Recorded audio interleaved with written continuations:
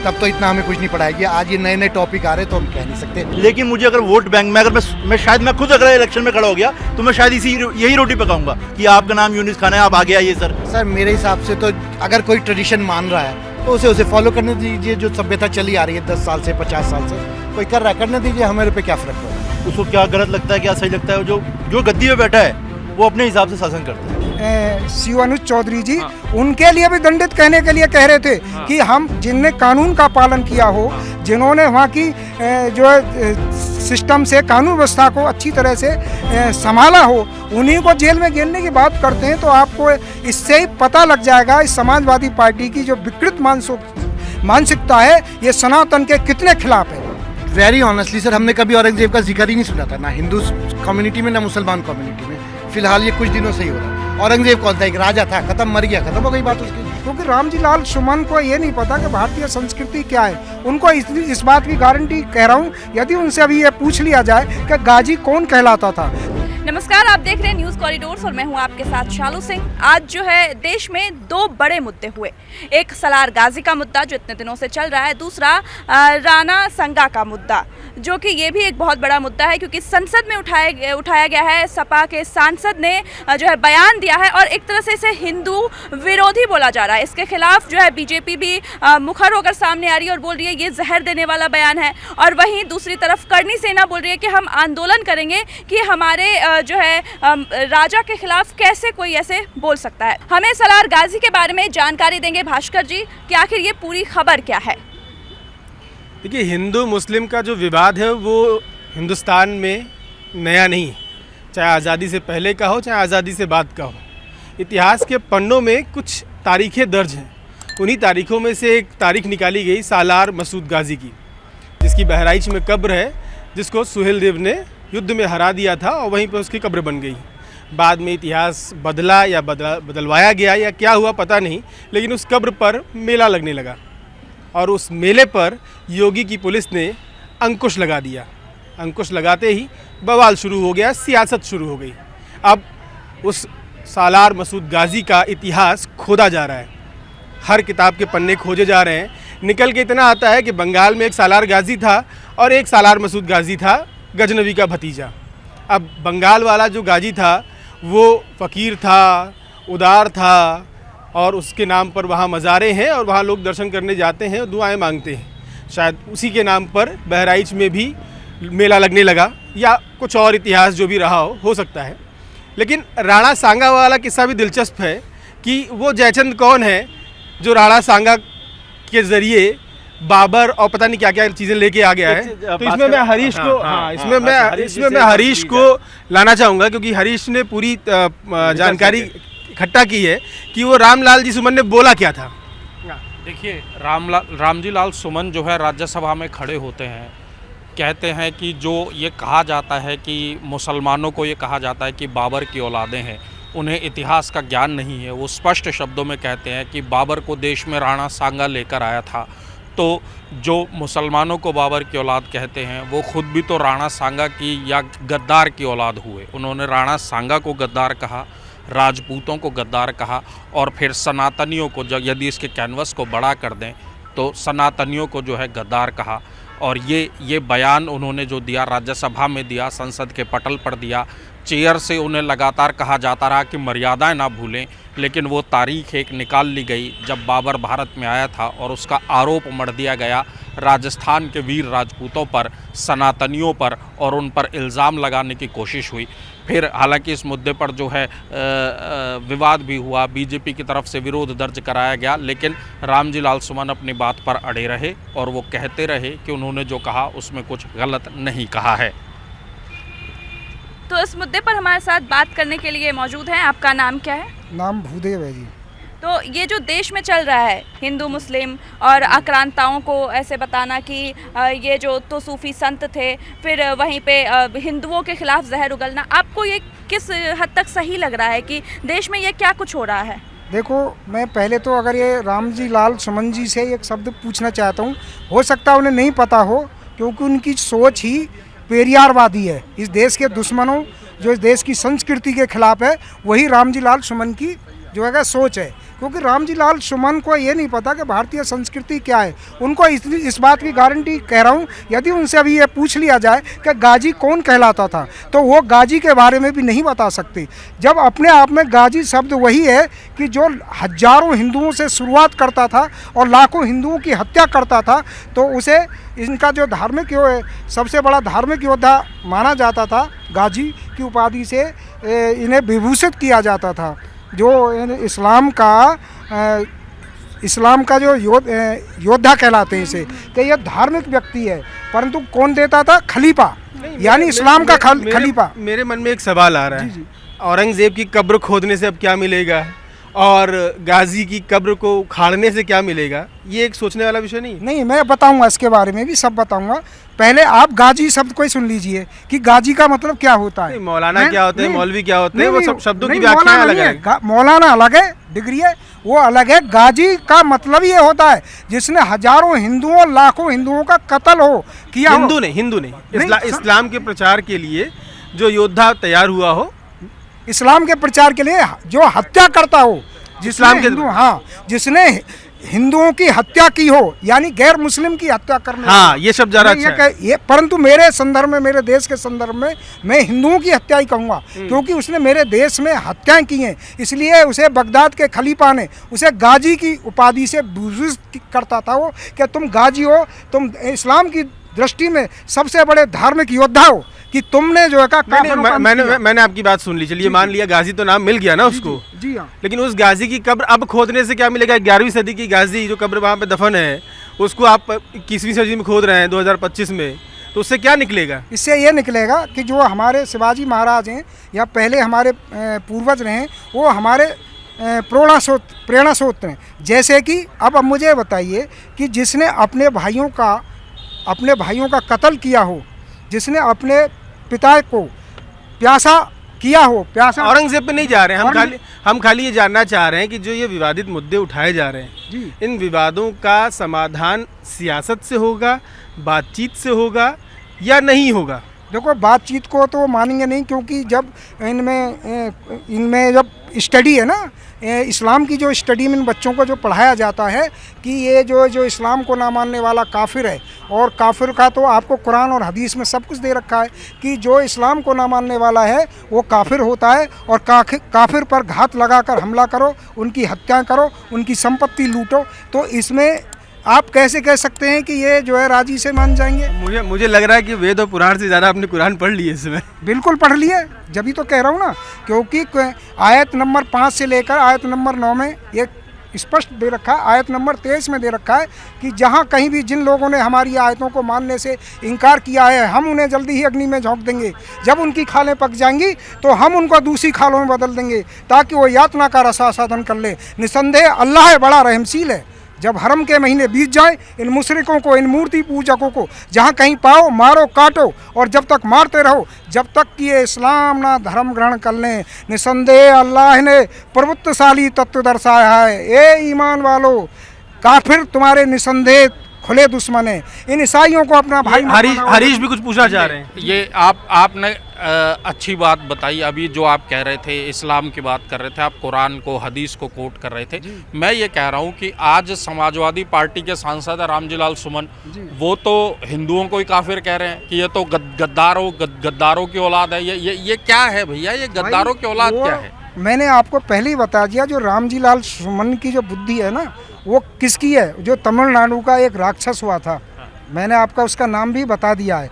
उस राक्षस की बुद्धि से प्रेरित है रामजी लाल सुमन। तो उनसे आप अच्छाई या भारतीय संस्कृति की आप कोई उम्मीद कर ही नहीं सकते। अच्छा, मैं ये और पूछ लूँ आपसे कि रामजी लाल सुमन ने जो बोल दिया राज्यसभा में, वो खुद से बोल दिया कि पीछे से अखिलेश यादव ने कहा था कि ऐसा बोल दो? देखो, अखिलेश यादव ने भी बुलवाया होगा। पूरी समाजवादी पार्टी की जो विचारधारा वो रामजी लाल सुमन की है।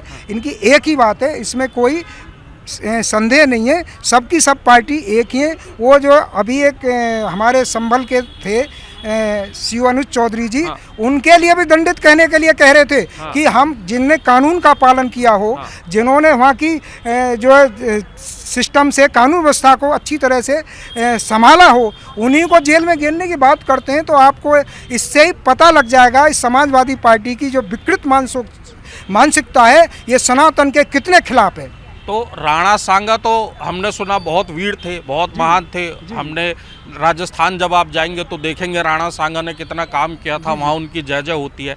अब ये राणा सांगा के बहाने सिर्फ राजपूतों को कह रहे हैं कि पूरे हिंदुओं को गाली दे रहे हैं? पूरे हिंदुओं को गाली दे रहे हैं। और ये इतिहास वामपंथियों ने लिखा, आपने अकबर को भी महान बनाया, इन बेईमान वामपंथियों ने इसको जो है अकबर को द ग्रेट अकबर कहा गया। हाँ। आपको पता होना चाहिए, जिसने अपने हरम में, मैंने एक किताब पढ़ी है इतिहास में, उसमें यह दे रखा है कि मीना बाजार अकबर लगाता था और अपने हरम में 10,000 औरत उसने जो है का अपने हरम में बंद कर रखी थी। जिसने 10,000 औरतों का बलात्कार किया हो, जिसने इतने अत्याचार औरतों पर किए हो, वो महान कैसे हो सकता है?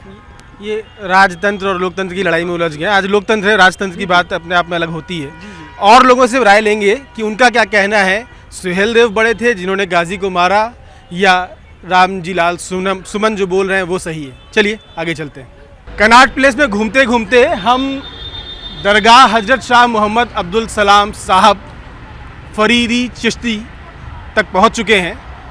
ऐसी ही एक मज़ार बहराइच में है जिसको लेकर विवाद हो रहा है। सालार गाजी की मज़ार है वो, वहाँ मेला लगता था जो अब नहीं लगेगा। यहाँ पर कुछ लोग मौजूद हैं, उनकी क्या राय है इस बारे में, ये जानने यहाँ हैं। देश में सालार मसूद गाजी, औरंगज़ेब, ऐसे विवाद उठने चाहिए कि नहीं उठने चाहिए? मेरे हिसाब से तो नहीं उठने चाहिए सर। ये हमारे देश की एकता के लिए और सिक्योरिटी के लिए सही नहीं है मेरे ख्याल से। हिंदू मुसलमान मुद्दा ठीक नहीं है, नहीं होना चाहिए, बिल्कुल गलत है। ये सियासत जो करने वाले लोग हैं अपने फ़ायदे के लिए मुद्दे गढ़ देते हैं, या कुछ है इसमें ऐसे कि दुश्मन जो देश का रहा, आक्रांता जो रहा, उसके खिलाफ गुस्सा है लोगों में? सर कोई गुस्सा नहीं है। हम अपने बचपन से रहते आ रहे हैं, ना हिंदू में कोई फ़र्क रहा ना मुसलमान में, सब एक साथ रहे। लेकिन ये पिछले कुछ टाइम से ही हो रहा है और मुझे लगता है कि ये सिर्फ वोट की राजनीति और कुछ नहीं। जो बस वोट की राजनीति है। जहाँ तक आपके मन में गुस्सा नहीं आता कि अकबर था बहुत गंदा आदमी था, या औरंगजेब था बहुत गंदा आदमी था, उसको तो दुश्मन था देश का, ऐसा कुछ मन में नहीं आता? जहाँ तक मैंने हिस्ट्री पढ़ी उसमें तो था नहीं। जब हमारे स्कूल टाइम में आज से 20 साल पहले, तब तो इतना हमें कुछ नहीं पढ़ाया गया। आज ये नए नए टॉपिक आ रहे तो हम कह नहीं सकते सच वो था या ये है। ये तो इतिहास बदला जा रहा है। मे भी हो सकता है, आप भी पढ़े होंगे शायद। मैं कब 1999 में मैंने 12th पास करी थी, जो हिस्ट्री पढ़ी थी उसमें तो कहीं ऐसा कुछ नहीं पढ़ाया गया। औरंगजेब महान था। औरंगजेब को ये पढ़ाया गया कि हाँ वो क्रूर था, मतलब वो किसी हिंदू के लिए या मुसलमान के लिए नहीं था, वो सबके लिए था। एक राजा था, दूसरे राजा पे अटैक करता था। आज इंडिया किसी पे अटैक करे या कोई इंडिया पे अटैक करे, दो देशों की लड़ाई है, उसमें सब मिल के साथ देंगे इंडिया का, उस देश वाले उसका साथ देंगे, तो सेम वही होता था, जहाँ तक मेरा ख्याल है। बहुत बड़ी बात बहुत अच्छे शब्दों में कह दिया आपने कि राजतंत्र अलग होता है, लोकतंत्र अलग होता है। मतलब पाकिस्तान के खिलाफ लड़ाई होगी तो हम यहाँ खड़े हैं, सब एक साथ हैं और एक हैं। बिल्कुल ऑब्वियसली सर, जो इंडिया पे अटैक करेगा वो इंडिया का दुश्मन है, और इंडिया का दुश्मन सबका दुश्मन है जो भारतवासी है। हर किसी का, चाहे वो किसी भी जाति का, किसी भी धर्म का है, जो इंडिया के लिए गलत कर रहा है वो सबका दुश्मन है यहाँ पे। हरीश, आप देखिए कितनी बड़ी बात कितने अच्छे शब्दों में कही इन्होंने। मतलब कि अगर देश के लिए की लड़ाई कहीं होती है तो हम सब एक हैं। देश के अंदर लड़ाई किस बात की? नहीं, ये बात बिल्कुल ठीक है कि देश के अंदर लड़ाई किस बात की, लेकिन इस बात में जो थोड़ा सा होना चाहिए ना, वो किसी एक का फिर महिमा मंडन नहीं होना चाहिए। अगर ये बात कही जा रही है, जैसा भाई साहब कह रहे थे कि यदि वो एक राजा था, वो क्रूर था तो सबके लिए क्रूर था, फिर उसमें ये जोड़ना नहीं चाहिए कि वो जो है एक वर्ग के लिए क्रूर था, दूसरे वर्ग के लिए क्रूर नहीं था। जो लोग ये जोड़ रहे हैं, जो अपने वोट बैंक के लिए ये सब कर रहे हैं, वो फिर नहीं होना चाहिए। अरे ये मैं वोट बैंक के लिए हो रहा है सब, औरंगजेब गाजी ये सब? मेरे हिसाब से सारा पॉलिटिकल ही है। बाकी तो जो शासन करेगा वो अपने हिसाब से चलाता है, उसको क्या गलत लगता है क्या सही लगता है, जो गद्दी में बैठा है वो अपने हिसाब से शासन करता है। आपका नाम क्या? नाम अभय कुमार पांडे। पांडे जी, आप दरगाह के नीचे खड़े हैं। सर यहाँ पे हमारी रोजी रोटी है। अब हमें क्या हमें क्या कि हमें मस्जिद से तकलीफ है, ये गलत है ना। इसी से रोजी रोटी चल रही है हम लोगों की। हमारा ऑफिस है यहाँ पर, कर्म भूमि है हमारी यहाँ पर। सुबह आके सबसे पहले हम लोग इसी के दर्शन करते हैं। शायद मंदिर मिस हो जाए लेकिन ये मिस नहीं हो सकता ना। सुबह आके यहीं पे हमारा काम करना है, हम कैसे इसके खिलाफ हो जाओगे? ये जो है ये हिंदुस्तान की संस्कृति है। और पांडे जी ने, मैं एक बार कहूँगा कि ये फिर से आप इधर दिखाइए ये पूरा इलाका। इन्होंने ये जो कहा एक बड़ी बात है कि हम जो इतिहास में ये कहा जाता है बार बार कि गड़े मुर्दे निकालना नहीं चाहिए, तो जो हकीकत बात है ये गड़े मुर्दे क्यों, इसको हम क्या साबित करना चाहते हैं? हमें आगे भविष्य देखना है, इतिहास में जाकर कुछ नया चीज़ खोज के हम क्या साबित करेंगे, ये बताइए ना। ये तो सब अपनी पॉलिटिकल जो रोटी सेकनी होती है कि भैया इसको उसके खिलाफ भड़काओ, उसको इसके खिलाफ भड़काओ, यही है बस, और कुछ नहीं है। और हमेशा वक्त आगे जाता है, जब आप पीछे के विवादों में उलझे रहेंगे, घर का हो, परिवार का हो, गांव का हो, तो आप प्रगति नहीं कर सकते। बिल्कुल सही बात है, बिल्कुल सही। मेंटालिटी वैसी नेगेटिव हो जाती है, यू टर्न लेती है, ये चीज़ें हाँ। वेरी ऑनेस्टली सर, हमने कभी औरंगजेब का जिक्र ही नहीं सुना था, ना हिंदू कम्युनिटी में ना मुसलमान कम्युनिटी में। फिलहाल ये कुछ दिनों से ही हो रहा है। औरंगजेब कौन था? एक राजा था, खत्म, मर गया, खत्म हो गई बात उसकी। ये फिर वही शासन वाला सिस्टम है जो कांग्रेस ने औरंगजेब को पढ़ाया हमें, और मोदी सरकार हमें ये क्या मूवी आई थी छावा, ये हाँ। और ये सब जो शासन कर रहा है वो अपने हिसाब से चला रहा है।